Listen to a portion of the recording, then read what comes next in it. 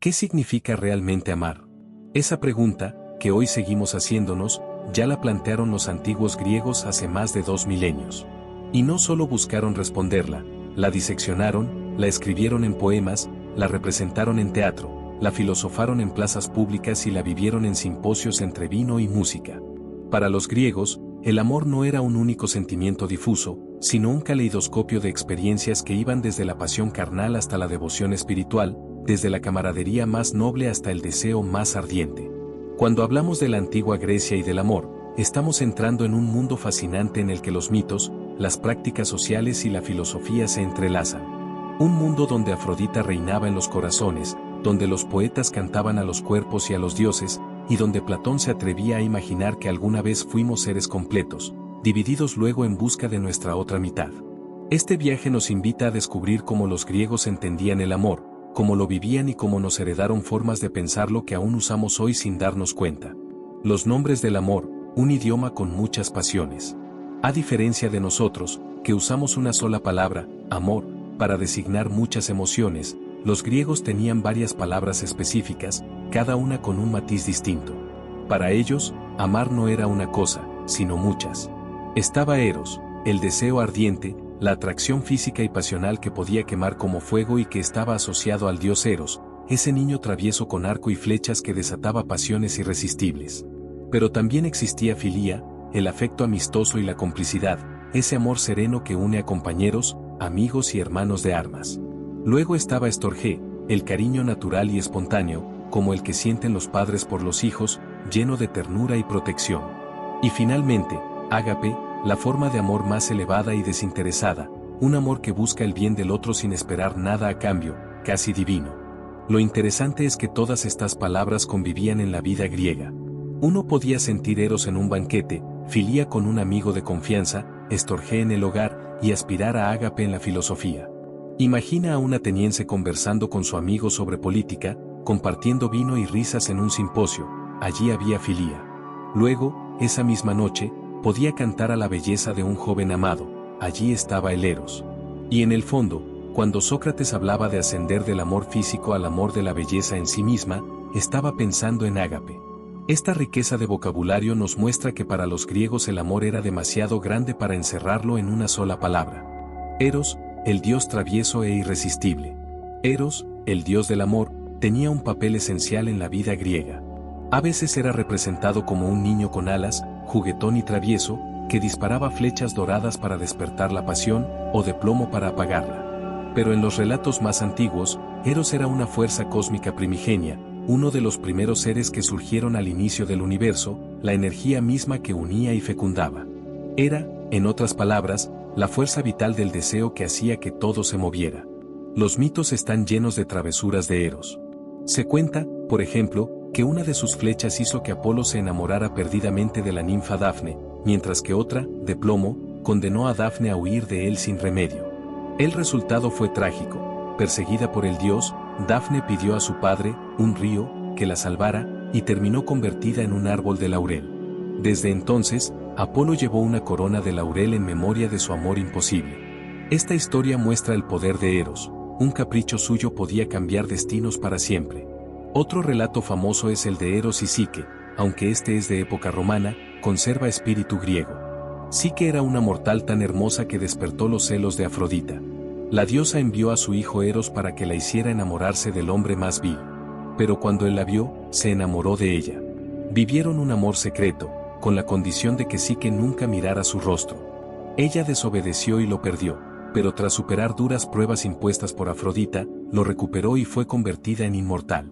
Esta historia refleja cómo el deseo puede ser tanto peligroso como redentor, capaz de destruir o de elevar al amante. Los mitos como espejos del amor. En la mitología griega encontramos un catálogo de amores apasionados, trágicos y eternos. Afrodita, la diosa del amor, era famosa por sus aventuras. Casada con Hefesto, el dios herrero, lo engañaba con Ares, el dios de la guerra. Su unión simbolizaba la fusión explosiva entre la pasión y la violencia. Homero cuenta que una vez, Hefesto atrapó a los dos amantes en una red de oro invisible, dejando a los dioses del Olimpo riéndose de su vergüenza. Sin embargo, esta escena también revelaba que el amor podía ser tan irresistible que ni siquiera la fidelidad divina estaba a salvo.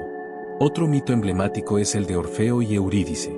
Orfeo, el músico más talentoso, se casó con la bella Eurídice, pero ella murió poco después de su boda. Orfeo, devastado, bajó al inframundo para recuperarla. Con su lira conmovió a Hades y Perséfone, quienes aceptaron devolverle a su esposa con una condición, que no mirara atrás hasta que ambos hubieran salido del reino de los muertos. Orfeo no pudo resistir y, al volverse, la perdió para siempre. Este mito es uno de los más conmovedores sobre el amor y la fragilidad de la esperanza humana. ¿Y cómo olvidar a Paris y Helena, el amor que desató una guerra? Paris, príncipe de Troya, sedujo a Helena, esposa del rey Menelao de Esparta. Su fuga provocó la famosa guerra de Troya, relatada en la Ilíada. Aquí el amor es deseo, pero también es causa de destrucción. Los griegos veían en esta historia una advertencia: el poder del Eros podía ser tan grande que derribaba reinos. El mito del andrógino, en busca de la otra mitad. Entre todos los relatos griegos sobre el amor, quizás ninguno sea tan profundo como el que nos dejó Platón en su obra El banquete. Allí, en un diálogo sobre la naturaleza del amor, el comediógrafo Aristófanes cuenta un mito extraordinario. En un principio, los seres humanos no eran como ahora, sino que tenían 4 brazos, 4 piernas y una cabeza con 2 rostros. Eran completos y poderosos, tanto que desafiaron a los dioses. Zeus, para debilitarlos, los partió en 2. Desde entonces, cada mitad vaga por el mundo buscando a la otra para volver a sentirse entera. De ahí surge, según Aristófanes, el deseo amoroso, la búsqueda de nuestra otra mitad, nuestra alma gemela. Esta idea, que todavía hoy usamos en el lenguaje cotidiano, tiene su origen en ese relato griego. Lo fascinante es que, según este mito, el amor no es solo deseo ni atracción, sino nostalgia, la memoria de una unidad perdida que anhelamos recuperar. Imagina a 2 atenienses escuchando este relato en un banquete, riendo y emocionándose al pensar que cada vez que amaban, lo que realmente hacían era buscar su otra mitad. La imagen es tan poderosa que ha perdurado durante siglos, y aún hoy seguimos hablando de encontrar a la media naranja. Los griegos, con su ingenio, nos legaron una metáfora eterna del amor humano. En este primer recorrido hemos visto cómo los griegos pensaron el amor en todas sus formas, lo nombraron con precisión, lo encarnaron en dioses caprichosos, lo vivieron en mitos de pasión y tragedia, y lo imaginaron como la búsqueda de una mitad perdida. Desde Eros con sus flechas hasta Platón con sus diálogos, el amor en Grecia se reveló como una fuerza vital, tanto creativa como peligrosa, que podía inspirar música y poesía, pero también guerras y desdichas. Y esto es solo el comienzo. En la próxima entrega nos sumergiremos en cómo los griegos vivían el amor en la vida cotidiana, los banquetes, las canciones, los cortejos y la poesía de Safo, que aún hoy resuena como una de las voces más apasionadas de la historia. Ya vimos que los griegos imaginaron al amor en la voz de los dioses y lo discutieron en las palabras de los filósofos. Pero, ¿cómo lo vivían ellos mismos? ¿Cómo se enamoraba un ateniense, que hacía una espartana para atraer a un pretendiente? ¿Qué papel tenían la poesía, el vino y la música en el cortejo? En esta segunda parte, dejamos a un lado los grandes mitos y bajamos al día a día, a las prácticas concretas donde el amor dejaba de ser teoría y se convertía en caricia, mirada, verso o promesa. Los simposios, donde nacía el cortejo. En Atenas, el espacio por excelencia del amor y el deseo eran los simposia, esos banquetes donde los hombres se reunían a beber, conversar, escuchar música y disfrutar de la compañía de hetairas, las cortesanas educadas en el arte de la conversación y la seducción. Allí, entre copas de vino mezclado con agua, se recitaban poemas eróticos, se cantaban canciones, se jugaban juegos de coquetería y se hablaba abiertamente de pasión. No era extraño que en medio del banquete surgieran amores apasionados. El juego del cotavos, por ejemplo, consistía en lanzar con destreza el resto del vino de la copa hacia un blanco, a menudo invocando el nombre de la persona amada. Si acertabas, era señal de que tu amor sería correspondido. Los simposios eran espacios donde el deseo masculino se desplegaba libremente, donde la amistad y la atracción se mezclaban, y donde Eros tenía campo abierto para hacer de las suyas. Safo y la voz del deseo femenino. Pero no todo era masculino en la Grecia antigua. En la isla de Lesbos vivió Safo, la poeta que más intensamente cantó al amor y el deseo, especialmente entre mujeres. Sus versos, aunque fragmentarios, transmiten una pasión que sigue conmoviendo hasta hoy. Me parece igual a los dioses aquel que frente a ti se sienta y escucha tu dulce voz, escribió, describiendo la experiencia arrolladora de enamorarse. Safo dirigía un círculo de mujeres jóvenes a las que educaba en poesía, música y refinamiento. Sus poemas muestran escenas íntimas, risas, flores, perfumes, el temblor del cuerpo ante la presencia de la amada. Aunque con los siglos su nombre fue injustamente reducido al término lesbianismo, en realidad su obra nos habla de la universalidad del deseo femenino, de la ternura y de la intensidad del enamoramiento. En ella encontramos una de las primeras voces femeninas que gritó al mundo que el amor no era solo un tema masculino, sino una experiencia que todas podían sentir y expresar. El cortejo en Atenas y Esparta. El modo de cortejar variaba mucho según la ciudad. En Atenas, el matrimonio era un contrato social más que una unión romántica. Se buscaba asegurar la descendencia y la continuidad de la familia. Sin embargo, eso no impedía que hubiera espacio para el deseo. Los jóvenes se enamoraban, escribían versos, enviaban pequeños regalos y buscaban la complicidad de los banquetes. En ocasiones, incluso contrataban poetas para que recitaran en honor de la persona amada. Esparta, en cambio, tenía costumbres muy distintas. Allí las mujeres gozaban de mayor libertad y autonomía que en Atenas, podían hacer ejercicio en público, hablaban con más franqueza y no vivían tan recluidas. Una práctica curiosa era el matrimonio por rapto. El novio secuestraba simbólicamente a la novia, la llevaba a casa y allí comenzaba la vida conyugal. Era una forma ritualizada, que mezclaba la fuerza con la solemnidad. Para los espartanos, el amor también estaba ligado al orgullo cívico y al deber militar. La música, el perfume y las flores. El cortejo griego estaba lleno de pequeños detalles sensuales. El perfume era esencial, los aceites aromáticos se usaban en banquetes, en rituales y en encuentros íntimos. Las flores, especialmente la rosa y la violeta, eran símbolos de deseo y ofrecimientos de amor. Regalar una corona de flores podía ser tanto un gesto amistoso como erótico, dependiendo del contexto. La música y la poesía acompañaban todos estos gestos. La lira y la flauta eran instrumentos que despertaban emociones, y el canto erótico era parte fundamental de la seducción. Muchos poetas, como Anacreonte, escribían versos ligeros y alegres sobre el vino y el amor.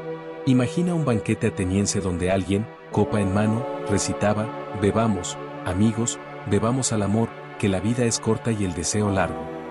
Eran instantes en los que lo poético se convertía en arma de conquista. El amor que se escondía. Sin embargo, no todo era fácil o permitido. En Atenas, las mujeres ciudadanas estaban bajo control familiar y vivían bastante recluidas, lo que hacía que muchas historias de amor fueran secretas o se desarrollaran en espacios limitados. El encuentro con cortesanas o esclavas daba más margen de libertad, pero también generaba tensiones. El amor, en ese sentido, era un juego de escondites y apariencias, donde la discreción era a veces tan importante como la pasión. Esta mezcla de reglas sociales y pasiones personales hacía del amor griego un campo lleno de contradicciones, deseado, celebrado en la poesía y en los mitos, pero también restringido en la vida práctica. Tal vez por eso floreció tanto en los simposios, en la poesía y en los mitos, porque allí podía vivirse con toda la intensidad que en la vida cotidiana se reprimía. El amor en la vida cotidiana de los griegos estaba lleno de matices, desde los simposios llenos de vino y versos hasta las flores y perfumes de un cortejo discreto, pasando por las voces apasionadas de poetas como Safo. No era un amor libre ni igualitario, pero era vibrante, creativo y profundamente humano.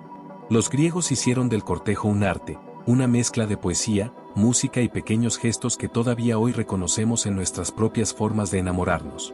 En la próxima entrega, nos adentraremos en un tema fascinante y a veces polémico: el amor entre hombres en Grecia. Veremos cómo la pederastia se integraba en la educación, cómo se vivía el amor entre guerreros y cómo estas relaciones influyeron en la cultura, la política y hasta en la guerra.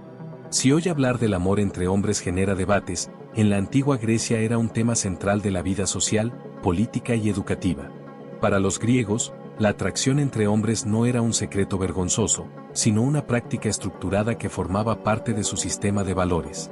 La idea no se limitaba a lo erótico, era, sobre todo, un lazo pedagógico, espiritual y guerrero. Entender este aspecto del amor griego nos permite comprender cómo veían el deseo no solo como pasión, sino como fuerza civilizadora. La pederastia, educación y afecto. En muchas ciudades griegas, sobre todo en Atenas, existía una institución conocida como pederastia. No debemos interpretarla con ojos modernos, porque no se trataba solo de sexo, sino de un vínculo complejo entre un adulto, el Erastes o amante, y un joven en formación, el Erómenos o amado. La relación estaba basada en el ideal de que el mayor transmitía educación, valores y protección, mientras que el joven ofrecía belleza, frescura y compañía. Era una relación socialmente aceptada, incluso celebrada en la poesía. Los griegos creían que este vínculo preparaba a los jóvenes para ser mejores ciudadanos y guerreros, fortaleciendo lazos de confianza. En los simposios, era común ver a los adultos cortejando a los adolescentes con regalos, poemas y promesas. El amor aquí no era solo físico, era un lazo que unía generaciones en una especie de ritual social. La pederastia, educación y afecto. En muchas ciudades griegas, sobre todo en Atenas, existía una institución conocida como pederastia. No debemos interpretarla con ojos modernos, porque no se trataba solo de sexo, sino de un vínculo complejo entre un adulto, el Erastes o amante, y un joven en formación, el Erómenos o amado. La relación estaba basada en el ideal de que el mayor transmitía educación, valores y protección, mientras que el joven ofrecía belleza, frescura y compañía. Era una relación socialmente aceptada, incluso celebrada en la poesía. Los griegos creían que este vínculo preparaba a los jóvenes para ser mejores ciudadanos y guerreros, fortaleciendo lazos de confianza. En los simposios, era común ver a los adultos cortejando a los adolescentes con regalos, poemas y promesas. El amor aquí no era solo físico, era un lazo que unía generaciones en una especie de ritual social. El amor como virtud cívica. Los griegos no veían el amor entre hombres como una simple cuestión de deseo carnal. Lo concebían como una fuerza que elevaba la virtud. Platón, en el Banquete, lo describe como un medio para guiar el alma hacia la belleza.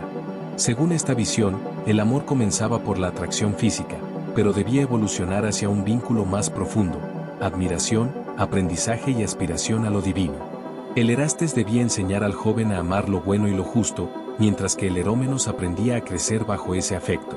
La relación, entonces, se convertía en un reflejo de lo que era la polis, cooperación, educación y lealtad. En otras palabras, para los griegos el amor masculino no era solo una pasión, sino una herramienta de formación moral. Poesía y deseo entre hombres. La literatura griega está llena de testimonios sobre el deseo entre hombres. El poeta Teognis de Mégara, por ejemplo, escribió versos apasionados a su amado Cirno, mezclando ternura con consejos de vida. Anacreonte también cantó a la belleza masculina en sus poemas de banquete. Incluso en la obra de Safo, dedicada a mujeres, se percibe la naturalidad con que el deseo entre personas del mismo sexo era tratado en Grecia. En los simposios, era normal que los hombres dedicaran canciones o versos a sus jóvenes amados. Había toda una estética del cortejo, regalos, miradas, palabras. No se trataba de ocultar, sino de celebrar. El amor era visto como una fuerza que embellecía la vida, sin importar el género. La mirada moderna y el legado griego. Hoy, mirar hacia este aspecto de la cultura griega nos recuerda lo distinta que era su concepción del amor respecto a la nuestra. Mientras que en muchos periodos de la historia occidental la homosexualidad fue reprimida, en Grecia se la entendía como algo natural, parte de la educación y del tejido social. No era marginal ni clandestino, era central. El legado de esta visión sigue vivo en nuestras ideas modernas. Cuando hablamos de amor como algo que ennoblece, que educa y que fortalece, estamos retomando esa herencia griega. Y aunque nuestras sociedades ya no tienen batallones de amantes ni simposios con muchachos cantando, la idea de que el amor es una fuerza que nos hace mejores sigue siendo profundamente actual. El amor entre hombres en la antigua Grecia nos muestra que el deseo no se limitaba a lo íntimo, sino que podía moldear ejércitos, educar ciudadanos y levantar ciudades enteras. Desde los vínculos de la pederastia hasta el heroísmo del batallón sagrado, los griegos vivieron el amor masculino como una fuerza de transformación. Y su literatura nos dejó testimonio de pasiones intensas, cantadas sin pudor y celebradas con orgullo. En la próxima entrega exploraremos la filosofía del amor en Grecia, cómo Sócrates y Platón convirtieron el deseo en un camino hacia la sabiduría y la divinidad, y cómo esa visión sigue inspirando nuestras ideas de lo que significa amar. Cuando el amor se volvió filosofía. Si hasta ahora hemos visto al amor como mito, poesía, cortejo y experiencia cotidiana, en esta parte nos adentramos en el pensamiento más profundo. Para los griegos, el amor no era solo algo que se vivía, sino algo que debía pensarse. ¿Qué significa enamorarse? ¿Por qué deseamos la belleza? ¿Qué nos impulsa a buscar lo que nos falta? Estas preguntas fueron planteadas en banquetes filosóficos, en diálogos intensos y en meditaciones que aún hoy seguimos leyendo. El amor, para los griegos, fue también un camino hacia lo eterno. El banquete de Platón, el escenario del amor. El texto más influyente sobre el amor en la Grecia clásica es, sin duda, el banquete de Platón. Allí se narra un festín donde varios personajes brindan discursos en honor a Eros, el dios del amor. Cada discurso ofrece una visión distinta, el amor como fuerza cósmica, como impulso biológico, como instrumento de educación o como aspiración divina. El más famoso es el de Sócrates, quien, inspirado en las enseñanzas de una mujer llamada Diotima, describe al amor no como un fin en sí mismo, sino como un medio para alcanzar la belleza eterna. Según Sócrates, Eros es hijo de la pobreza y de la abundancia, lo que significa que el amor siempre es carencia, deseamos lo que no tenemos. El amante busca al amado, el mortal busca lo divino, el humano busca la inmortalidad. Amar es tender hacia lo que nos falta, y en ese movimiento descubrimos la verdadera esencia del ser. La escalera del amor, del cuerpo a lo eterno. Diotima, en el discurso que Sócrates transmite, propone una metáfora conocida como la escalera del amor. Según esta visión, el deseo comienza con la atracción hacia un cuerpo bello. Luego, ese amor se eleva hacia la belleza de todos los cuerpos, después hacia la belleza de las almas, más tarde hacia la belleza de las leyes y los conocimientos, y finalmente alcanza la contemplación de la belleza absoluta, eterna e inmutable. Este recorrido transforma el amor en una especie de pedagogía espiritual. No se trata de quedarse en la atracción física, sino de usarla como primer escalón hacia algo más grande. Amar, para Platón, es educar el alma en el reconocimiento de lo eterno. Por eso, cuando hoy hablamos de amor platónico, nos referimos a esa aspiración que trasciende lo físico y busca algo más elevado. El amor como motor del conocimiento. En la filosofía griega, el amor no es solo emoción, es impulso de sabiduría. Sócrates decía que quien ama la belleza busca la verdad, porque la belleza es el rostro visible de lo bueno y lo justo. Así, el enamorado no es un ser irracional, sino alguien que ha sido tocado por una chispa divina que lo empuja hacia la perfección. Esta idea cambió para siempre la manera de pensar el deseo. Lo que para muchos era solo pasión, para Platón se convirtió en un medio de ascensión intelectual y espiritual. Amar era buscar, era no estar conforme, era tender siempre hacia más. Y en esa búsqueda, el ser humano se acercaba a lo divino. La tensión entre cuerpo y espíritu. Sin embargo, esta visión también generó tensiones. Para Platón, el cuerpo era solo un inicio, un punto de partida que debía superarse. Esto llevó a una cierta desvalorización del deseo carnal frente al amor espiritual. Muchos filósofos posteriores criticaron esta visión por alejarse demasiado de la realidad humana.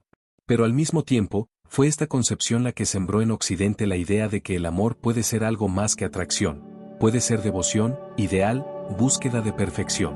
Así, los griegos nos dejaron un legado ambivalente. Por un lado, celebraron el cuerpo y la pasión, por otro, elevaron el amor al nivel de lo eterno. Esa tensión sigue presente hoy en nuestra manera de vivir y entender las relaciones. El legado de los filósofos griegos. La filosofía del amor griega no quedó encerrada en sus tiempos. Sus ecos llegan hasta nuestra cultura contemporánea. Cuando decimos que amar nos hace mejores, estamos citando a Platón. Cuando hablamos de alma gemela, recordamos el mito del andrógino. Cuando decimos que el amor nos impulsa a crear, a escribir, a cambiar, seguimos la idea de que Eros es un dios que nos empuja a superar lo que somos. Los griegos nos enseñaron que el amor no es simple emoción, es una fuerza vital que modela la historia, la sociedad y el alma. Y en ese sentido, la filosofía del amor no es un tema antiguo, sino un espejo en el que aún nos miramos.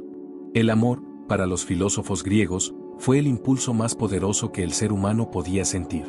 No era solo pasión ni solo amistad, era un camino de ascensión, un viaje desde la atracción física hasta la contemplación de la belleza eterna.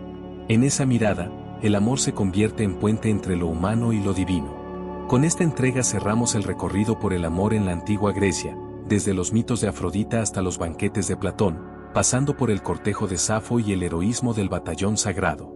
Lo que descubrimos es que, aunque los siglos pasen, seguimos pensando y sintiendo el amor con los ojos que ellos nos enseñaron. El viaje que hemos hecho a través de la antigua Grecia nos muestra que el amor, lejos de ser un tema superficial, era uno de los pilares de su cultura.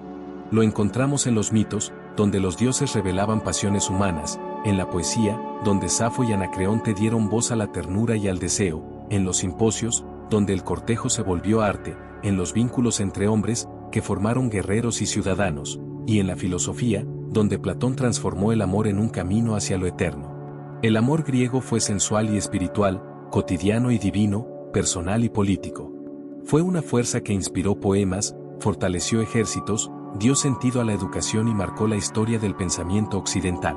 Y aunque han pasado más de 2000 años, sus huellas siguen vivas en la manera en que nos enamoramos, soñamos y pensamos el deseo. Los griegos entendieron que amar es buscar lo que nos falta, y que en esa búsqueda nos encontramos a nosotros mismos. Si te gustó este recorrido por el amor en la antigua Grecia, no olvides suscribirte a Ecos de la Humanidad y activar la campanita para no perderte las próximas historias. Aquí seguimos explorando cómo la intimidad, la pasión y las relaciones han moldeado las culturas a lo largo de la historia. Destellos. Me encantaría que me cuentes en los comentarios, ¿qué parte de este viaje te sorprendió más? ¿Los mitos, las anécdotas de los banquetes, el batallón sagrado o la filosofía de Platón? Tu opinión ayuda a que sigamos construyendo juntos este espacio donde el pasado revive y nos habla al presente.